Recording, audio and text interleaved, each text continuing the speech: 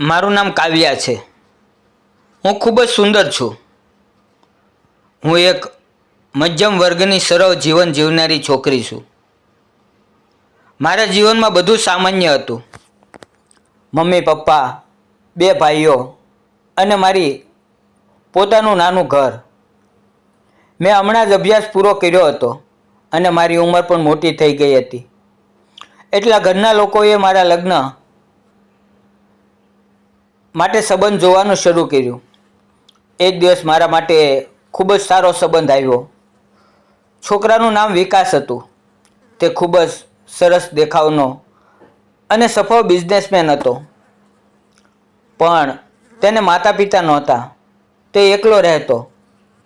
મારા પપ્પાએ બધું જોઈને તરત હા પાડી અને મારા લગ્ન થયા. શરૂઆતના દિવસો મારા જીવનના સૌથી સુંદર હતા. વિકાસ મારી ખૂબ સંભાળ રાખતા. હું પણ તેમને દિલથી પ્રેમ કરતી. પણ મારું આ સુખ વધારે સમય ટકી ન શક્યું. લગ્નના ફક્ત 6 મહિના બાદ એક સવારે વિકાસને છાતીમાં દુખાવો થયો. અમે શહેરની મોટી હોસ્પિટલમાં ગયા. ત્યારે ખબર પડી કે વિકાસને હાર્ટ એટેક આવ્યો છે. બધું એક પળમાં વિખરાઈ ગયું. વિકાસ મને છોડી ગયો, હંમેશાના માટે. હું સાવ તૂટી ગઈ. મારા માટે દુનિયા વીરાન થઈ ગઈ. હું માતા બન્યા વગર જ વિધવા બની ગઈ. મમ્મી પપ્પા મને ઘરે લઈ જવા માંગતા હતા, પણ મેં તેને કીધું કે હું એ ઘરમાં રહીશ જ્યાં વિકાસ સાથે મેં જીવન જીવ્યું હતું. તેમનો વિશ્વાસ, તેમનો પ્રેમ મને દિવાલો વચ્ચે જીવતો લાગતો હતો. પણ એકલતાની રાતો મને ડરાવવા લાગી. ભય, ખાલીપો અને યાદો વચ્ચે હું રોજ રડતી. મને મારું જીવન હવે અર્થહીન લાગતું હતું. એક દિવસ મને વિચાર આવ્યો કે ઘરના એક રૂમને ભાડે આપી દઉં. કદાચ કોઈ પરિવાર અહીંયા રહે તો ઘરમાં એકલું એકલું નહીં લાગે અને ભાડાની રકમથી મને થોડીક આવક થશે. મારે ઘર એકલા પુરુષને ભાડે આપવાનું નહોતું, સાથે તેનો પરિવાર જોઈએ. 3 દિવસ પછી એક યુવાન છોકરો અને તેની સાથે 45 વર્ષની સ્ત્રી દરવાજા સામે ઊભા હતા. છોકરાનું નામ રોહન હતું અને સ્ત્રીનું નામ શાંતિ. તેમણે કહ્યું, ભાભી, અમે પતિ પત્ની છીએ. હું ચોંકી ગઈ કે કોઈ પણ સંજોગોમાં પતિ પત્ની લાગતા નહોતા. પણ તેમની નમ્રતા જોઈને મેં મકાનનો એક ભાગ તેમને ભાડે આપી દીધો. પ્રથમ રાતથી જ મને શાંતિ વિશે વિચિત્ર લાગવા લાગ્યું. હું રસોડામાં રાંધતી હતી અને મેં તેમના માટે ભોજન પણ બનાવ્યું. જ્યારે ભોજન આપવા ગઈ ત્યારે રોહને કહ્યું, ભાભી, શાંતિ સૂઈ ગઈ છે, તેને માથું દુખે છે.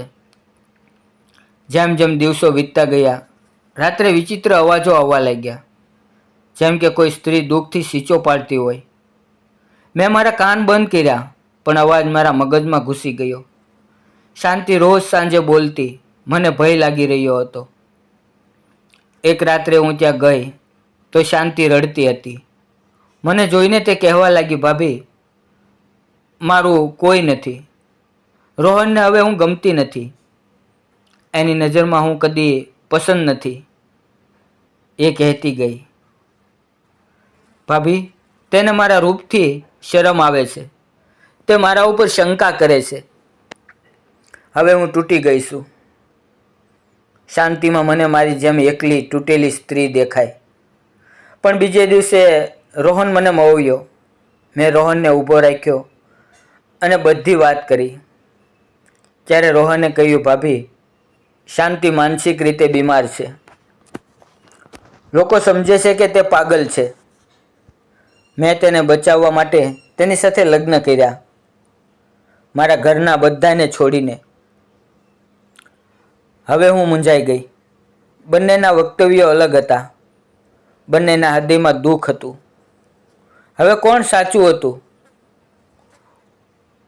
હવે સાચું જાણવાનો હું પ્રયત્ન કરવા લાગી. એક રાત્રે શાંતિના રૂમમાંથી ફરીથી સીંચોના અવાજ આવવા લાગ્યા. મેં રાત જોયા વિના દરવાજો ખખડાવ્યો. રાત શાંત હતી પણ સીંચો ચાલુ હતી. શાંતિએ એક દિવસ મને કહ્યું, ભાભી, મારા પતિએ મારા દરેક શબ્દ રેકોર્ડ કર્યા છે. હું તેની કેદમાં છું. મારી ઉપર તેની નજર છે. એટલે મેં એક નિર્ણય લીધો. ઘરમાં એક સીસીટીવી કેમેરો લગાવવાનો અને આખી ઘટનાને પકડવાનો. અને પછી જે રાજ ખુલ્યું એણે મને હચમચાવી દીધી. તે રાત્રે જ્યારે હું ભોજન આપીને સૂઈ ગઈ, પણ સવારે હું હોસ્પિટલમાં હતી. મારી પોલીસ મિત્ર રમા મારી આગળ ઊભી હતી. તેણે કહ્યું, તમે જે ભાડે ઘર આપ્યું હતું એ બંને ચોર છે. આખા શહેરમાં ભાડૂતના નામે લૂંટ ચલાવે છે. શાંતિ અને રોહન ઘર ભાડે લઈને ઘરમાં રહે છે. પહેલાં માલિકનો વિશ્વાસ મેળવે અને પછી લૂંટ કરે છે. મોટી ચોરી કરીને ફરાર થઈ જાય છે. મેં જે વિશ્વાસ કર્યો હતો તેના પ્રેમની નાટક પાછળ ભયાનક હકીકત છુપાઈ હતી. આજની દુનિયામાં આપણે ખરું કે ખોટું શું છે તે ઓળખવું અત્યંત મુશ્કેલ છે. હવે હું ફરીથી એકલી છું, પણ શાંતિ અને રોહન જેવી છ કપટથી દૂર છું. હું ગરીબ બાળકોને ટ્યુશન શીખવું છું. તેઓ મારી સાથે રહે છે, હસે છે. મારી જગ્યા હવે પૂરી છે, કેમ કે ખરાબ સાથ કરતાં એકલતામાં શાંતિ છે. મિત્રો, તમને આ વિડીયો કેવો લાગ્યો કોમેન્ટ કરીને જરૂર જણાવજો. ફરી મળશું આવતીકાલે એક નવા વિડીયોમાં. ત્યાં સુધી આવજો. વિડીયો પૂરો જોવા બદલ ધન્યવાદ મિત્રો.